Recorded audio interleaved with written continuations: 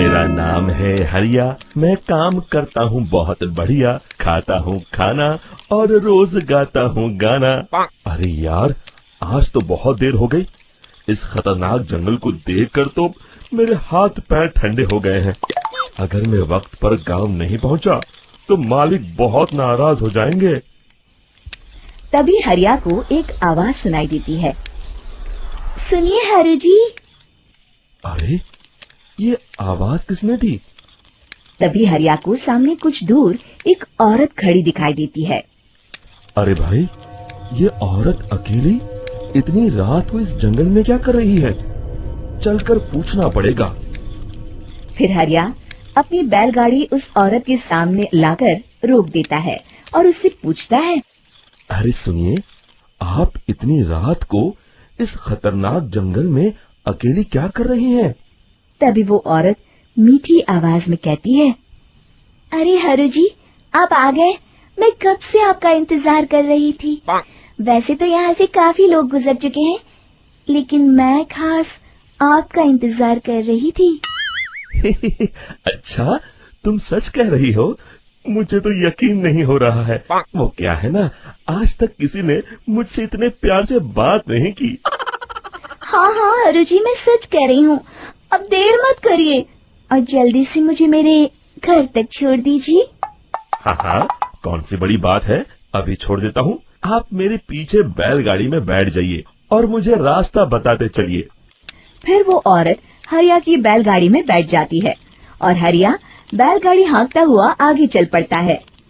फिर उस औरत के बताए हुए रास्ते पर चलते चलते हरिया बैलगाड़ी लेकर एक काली गुफा के आगे आकर रुक जाता है। हरिया उस औरत से पूछता है। हाँ देवी जी, आपका घर कहाँ है? यहाँ तो एक गुफा के अलावा और कुछ नहीं है। तभी अचानक वो औरत हवा में उड़ने लगती है। देखते ही देखते उसका सुंदर रूप एक डरावनी चुड़ैल में बदल जाता है और वो जोर जोर से हंसती है। अरे तू तो एक नंबर का बेवकूफ निकला। तू तो बड़ी आसानी से मेरी बातों में आ गया। अरे मर गया रे, ये तो एक चुड़ैल है। हे भगवान बचा ले, ये तो बड़ी डरावनी दिखाई दे रही है।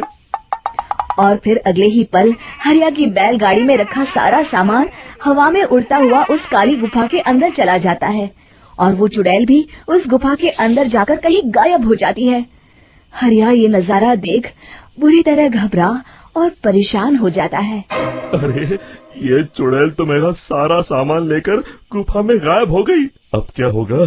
अगर मैं गांव खाली हाथ गया तो मालिक मेरी अच्छी खबर लेंगे। मेरी इस बात का कोई यकीन भी नहीं करेगा। फिर आखिर वही हुआ। हरिया के मालिक चंपक सेठ को हरिया की किसी भी बात पर रत्ती भर भी यकीन नहीं हुआ। चंपक सेठ को लगा हरिया झूठ बोल रहा है और उसने ही लालच में आकर सारा सामान हड़प कर लिया है। फिर हरिया को बेईमान समझकर चंपक सेठ उसे काम से निकाल देता है। अगले दिन अपनी दुकान में परेशान बैठा चंपक सेठ गुस्से में बड़बड़ाता है। अरे, दुकान में तो सामान बिल्कुल भी नहीं है।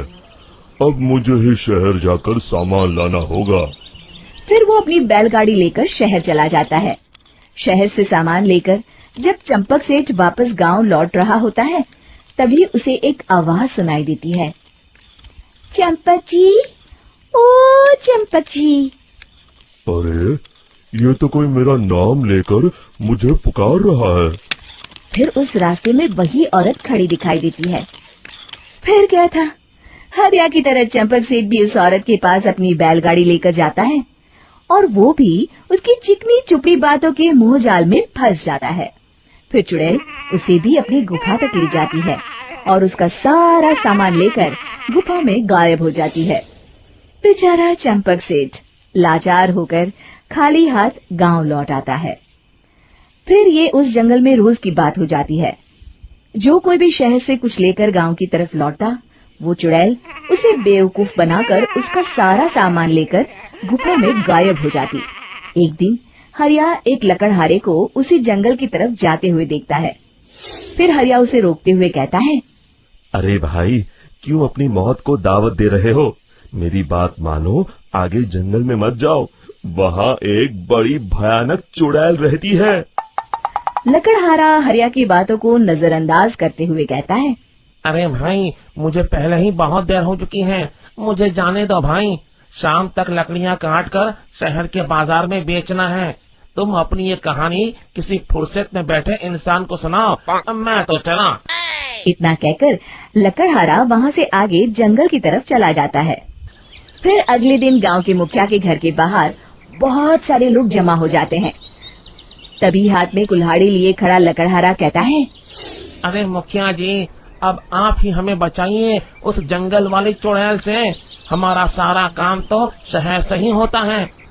अरे मुखिया जी, उस चुड़ैल की वजह से तो मैं पूरी तरह बर्बाद हो गया हूँ।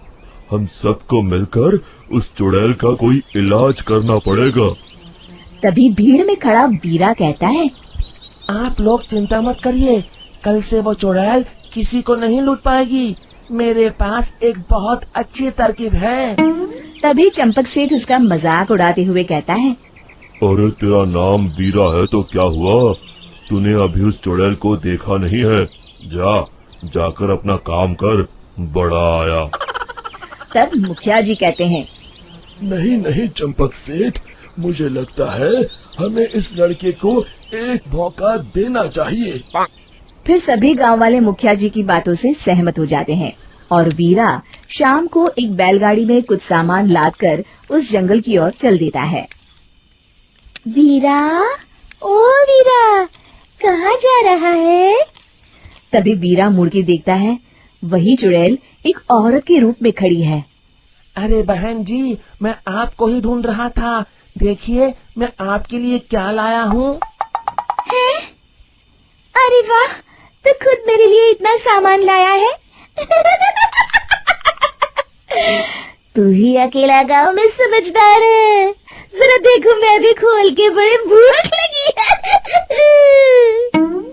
जैसे ही चुड़ैल उस सामान पर से कपड़ा हटाती है, एक भगवान शिव की तेज रोशनी उसके अंदर मूर्ति से निकलती है और चुड़ैल अपने असली रूप में आकर जलने लगती है। अरे मैं जल रही हूँ, बचाओ! बचाओ! ओम नमः शिवाय, मर गई मैं! देखते ही देखते वो चुड़ैल राख के साथ उड़ जाती है और सभी गांव वाले भी वहां जाते हैं। शिक्षा बुराई पे सदा अच्छाई की ही जीत होती है।